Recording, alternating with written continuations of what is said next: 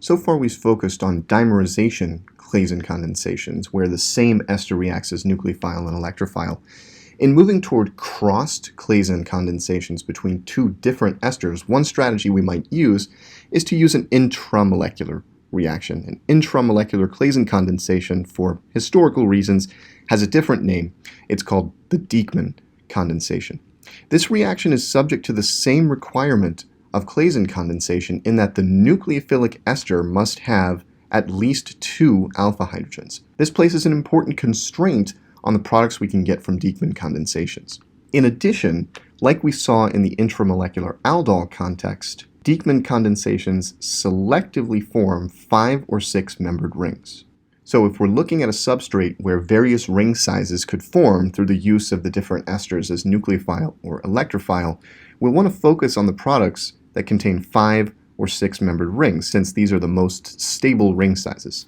The requirement that 5 or 6 membered rings form generally just sets constraints on the types of diesters we can use in these intramolecular reactions. Since esters only have one set of alpha hydrogens by definition, since we have an alkoxy group on one side and one alpha carbon on the other, there's less of a complicated issue of the nucleophile. We really only have 2 nucleophilic positions potentially in an ester like this. The more important constraint really is this alpha hydrogen requirement. We need 2 alpha hydrogens at the nucleophilic alpha carbon in order for the Dieckmann condensation to proceed to completion, for the same mechanistic reason as the Claisen. That alpha carbon gets deprotonated once we form the beta keto ester product. And that's the first irreversible step. That's what really drives the reaction forward. So in this example, if we focus on the structure of the product, what we can see is that the nucleophilic carbon was this one, and it was the carbon bearing 2 alpha hydrogens in the starting material. The electrophilic carbon was this one, and it's the carbonyl carbon of the ester next to the alpha carbon with only 1 alpha hydrogen. The key bond that's formed is between the alpha carbon of the nucleophilic ester and the carbonyl carbon of the electrophilic ester. And just to illustrate why this product is formed selectively, let's consider the alternative, in which we use this carbon I'm highlighting in black as the nucleophile and this carbon in green as the electrophile. Involving the black and green carbons, we still end up with a 6-membered ring, and we can see that pretty easily if we number the carbons involved. The product we would end up with would have this structure. Here's carbon 1, the nucleophilic carbon highlighted in black, and here's carbon 6, the electrophilic carbon highlighted in green. This seems all well and good.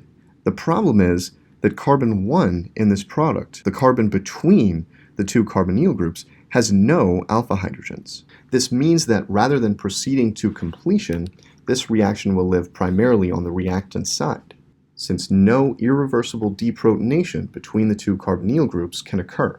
Ultimately, what this leads to is a lack of observation of this product and complete conversion to the isomeric beta keto ester, in which there is a hydrogen between the 2 carbonyl groups. The moral of the story here is that the products of Dieckmann condensations must have at least 1 alpha hydrogen between the 2 carbonyl groups in the product. Working backward to the starting material, this means that the nucleophilic ester within the diester starting material must have at least 2 alpha hydrogens. This means that only carbon 5 can productively act as a nucleophile in this reaction.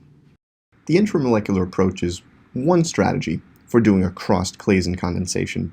In moving to the intermolecular realm between 2 different ester molecules and completely separate ester molecules, we can use a couple of different strategies. The most common strategy we use involves the use of a non-enolizable electrophile. And another way of saying this is that we choose a set of reaction conditions in which there's only one set of alpha hydrogens between the 2 esters involved. And you can see an example of this here. Here we're making use of a compound in which hydrogen is linked to the carbonyl carbon of an ester. This is called a formate ester. The beauty of formate esters is that they're non-enolizable since they lack alpha carbons. This means that they can only act as electrophiles in Claisen condensations. In this particular example, we're pairing the formate ester with an acetate ester. And the acetate ester contains an alpha carbon that is a methyl group. So this can be deprotonated to form an ester enolate, and so clearly then this must be acting as the nucleophile under these conditions. And the enolate of this acetate ester is the only ester enolate that can form. So we can use relatively weak base, alkoxide base, to generate small amounts of this enolate, and the formate ester will react as an electrophile selectively. Just as a quick note, we do still need at least 2 alpha hydrogens linked to the alpha carbon of the nucleophile in order to drive this reaction forward. The product that we get involves the use of this alpha carbon as the nucleophile. That ends up being the carbon between the 2 carbonyl groups in the product, and the formate carbonyl carbon as the electrophile. And this ends up being part of the ketone in the beta keto ester product.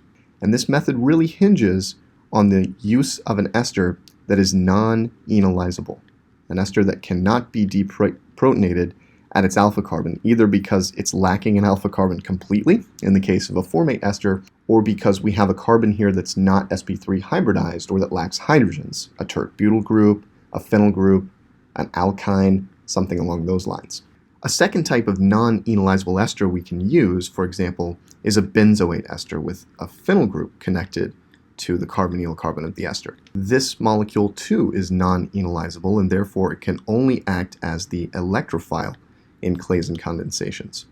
Interestingly, we can combine non-enolizable esters with ketone enolates in a second type of crossed Claisen reaction. The conditions are the same, we're just using a ketone as the nucleophilic substrate rather than an ester. So here, for example, using cyclohexanone, we find that a Claisen type reaction has occurred, nucleophilic acyl substitution within the electrophile, but now we end up not with a beta keto ester product, but instead with a beta diketone. As for other Claisen type reactions, in order to render this process irreversible and thermodynamically favorable, it's important that the nucleophile bear 2 alpha hydrogens as well.